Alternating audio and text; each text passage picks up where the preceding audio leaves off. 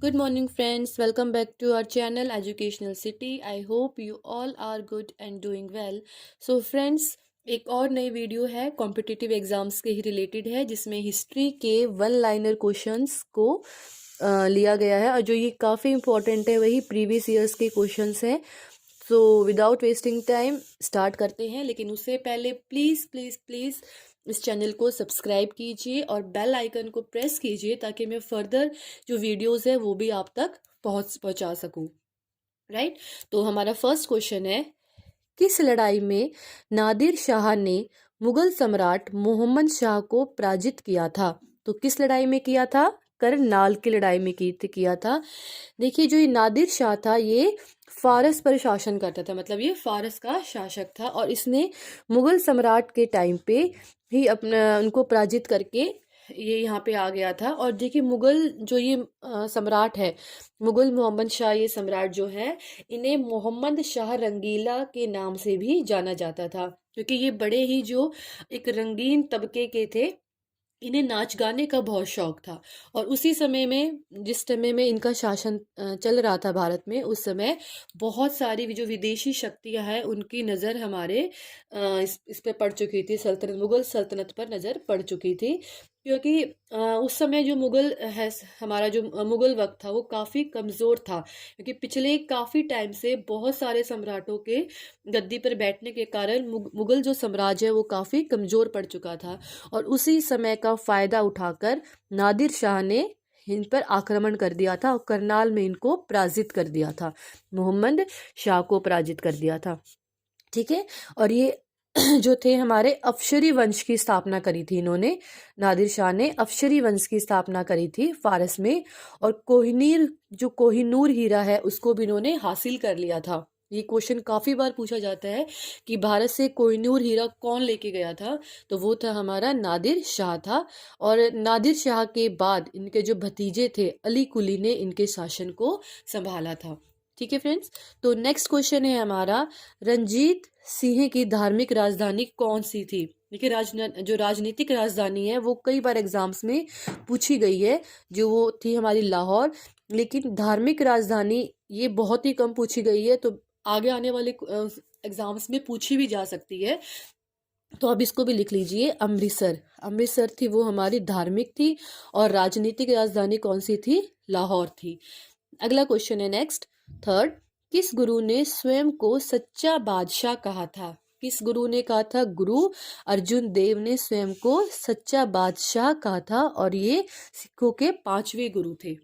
ठीक है, नेक्स्ट है, अकाल तख्त का निर्माण किसने किया था? तो अकाल तख्त का निर्माण किया था गुरु हरगोविंद सिंह ने, और ये जो है सिखों के 6ठे गुरु थे, 6 नंबर के गुरु थे गुरु हरगोविंद सिंह, जो अर्जुन देव के बाद आए थे, और युद्ध में शामिल होने वाले ये पहले गुरु थे। ये क्वेश्चन भी पूछा गया है कि युद्ध में शामिल होने वाले पहले गुरु कौन से थे? गुरु हरगोविंद सिंह जी थे। और इनके उत्तराधिकारी कौन थे? जो इनके बाद जिन्होंने शासन को संभाला था वो था गुरु हरि राय थे। ठीक है फ्रेंड्स, तो नेक्स्ट क्वेश्चन है हमारा, अपने शासन के दौरान अंग्रेज किसानों को मद्रास में चावल चावल उगाने के लिए मजबूर करते थे। जो अंग्रेज हैं वो किसानों पर, जो दास प्रथा एक चलती थी कि किसानों को अपना दास बना के रखते थे, और जो जबरन जो उनसे काम करवाया जाता था मजबूर करते थे, और वो चावल उगाते थे। देखिए, उस समय जो अंग्रेज हैं वो किसानों को घर जाने भी नहीं लेके जाते थे, तो वो उनको कम से कम 5 महीने, 6 महीने, साल भर, 1.5-2 साल तक मतलब अपने पास दास बना के रखते थे, और जब उनका काम निकल जाता था तभी वो उनको छोड़ते थे। तो उन्हें क्या उगाने के लिए मजबूर किया जाता था? चावल, क्योंकि भारत में उस वक्त चावल की खेती बहुत ही अच्छी थी।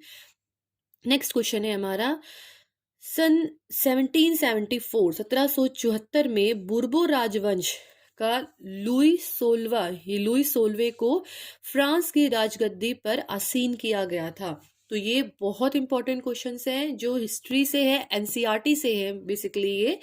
तो ये बहुत इंपॉर्टेंट है, आप इसको नोट डाउन कर लीजिए कि सन 1774 में बुर्बो राजवंश का लुई सोलवे है, मतलब आप क्वेश्चन कैसे भी करके पूछा जा सकता है कि लुई सोलवा कहाँ का शासक था, तो आप लिख सकते हो फ्रांस का। तो कौन से राजवंश की स्थापना करी? बूर्बो राजवंश। और बूर्बो राजवंश की स्थापना किसने करी? लुई सोल्वे ने करी। कब करी? 1774 में करी। तो ये एक ही क्वेश्चन से इस तरीके से बहुत सारे क्वेश्चन हमारे निकल के आ जाते हैं। और उस समय इनकी एज क्या थी, जो बहुत इंपॉर्टेंट है, और आगे आने वाले क्वेश्चंस में पूछा जा सकता है, क्योंकि अभी जो क्या है, थोड़ा और एडवांस हो गए हैं क्वेश्चंस में, एग्जाम्स में क्वेश्चंस पूछना, वो थोड़ा अब एज पे भी पूछने लगे हैं। तो एज कब, क्या एज थी? 20। और इनका जो शादी है, विवाह है, वो किससे हुई थी? ऑस्ट्रिया की राजकुमारी थी मैरी एंटोइनेट, इनके साथ इनकी शादी हुई थी। और जिस समय ये लुई सोलवे का शासन चल रहा था, उस समय फ्रांस की जो मुद्रा थी वो क्या थी? लिव्रे थी। फ्रांस की मुद्रा थी, जो 1794 में इसको समाप्त कर दिया गया था, राइट।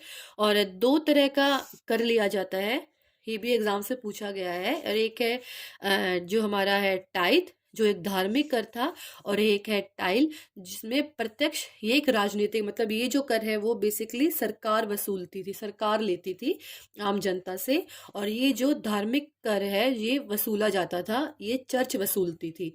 तो कई बार क्वेश्चन एग्जाम्स में ये क्वेश्चन भी आया है कि जो धार्मिक कर कौन सा है जो चर्च द्वारा वसूल किया जाता था? टाइथ। इसमें बहुत कंफ्यूज हो जाते हैं लोग, टाइद में और टाइल में। तो आप ध्यान रखिए, जो टाइद है वो एक धार्मिक कर है जो चर्च वसूलती थी, राइट। और जो हमारी जो टाइल है वो प्रत्यक्ष राजनीतिक कर है जो सरकार द्वारा आम जनता से लिया जाता था।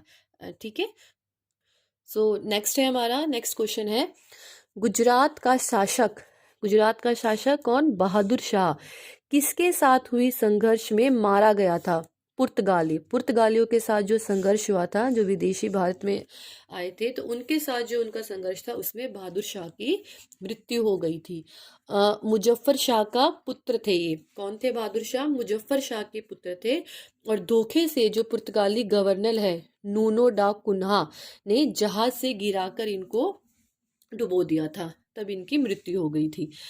नेक्स्ट है हमारा, भारत में पुर्तगाली सत्ता की वास्तविक नींव रखने वाले महानतम पुर्तगाली गवर्नर कौन थे? ये थे हमारे अल्बुकर्क। जो क्वेश्चन, ये क्वेश्चन फ्रेंड्स वेरी इंपॉर्टेंट है, बहुत इंपॉर्टेंट है, और ये कई बार एग्जाम्स में, प्रीवियस एग्जाम्स में पूछा गया है। जो हमारे कॉम्पिटिटिव एग्जाम्स हैं, चाहे वो सीटेट का एग्ज़ाम है या फिर हमारा एचटेट का है या कोई भी कॉम्पिटिटिव एग्जाम्स है, उसमें ये पूछा गया है क्वेश्चंस काफ़ी बार। केवीएस में, डीएसएसबी में ये क्वेश्चंस बहुत बार आया है। नेक्स्ट है हमारा 1659, 1651 में मुगलों द्वारा बंगाल में किस स्थान पर ईस्ट इंडिया कंपनी को व्यापार करने और फैक्ट्री बनाने की अनुमति दी गई थी? कासिम बाजार। ठीक है, इसका आंसर है कासिम बाजार। और भारत में पहली बार कौन सा अंग्रेजी जहाज था? कौन सा अंग्रेजी जहाज भारत में पहली बार चलाया गया था, आया था? वो था रेड ड्रैगन। ओके। तो इसी के साथ हमारी ये वीडियो भी यहाँ पे कंप्लीट होती है। आई होप आप सभी को ये क्वेश्चंस अच्छे से समझ में आ गए होंगे और आप लोगों ने इसको नोट डाउन भी कर लिया होगा। सो फ्रेंड्स, आगे के क्वेश्चंस में इसी तरीके से आपको मैं वीडियो भेजती रहूं और आप उसको, ये आपके काम आती रहे, ये वीडियोस आपकी हेल्पफुल रहे सभी कॉम्पिटिटिव एग्जाम्स के लिए। तो प्लीज़ इस चैनल को सब्सक्राइब कीजिए और बेल आइकन को प्रेस कीजिए, ताकि मैं फर्दर मोर वीडियोस भी आप तक पहुंचा सकूं, वो आपको मिल जाए।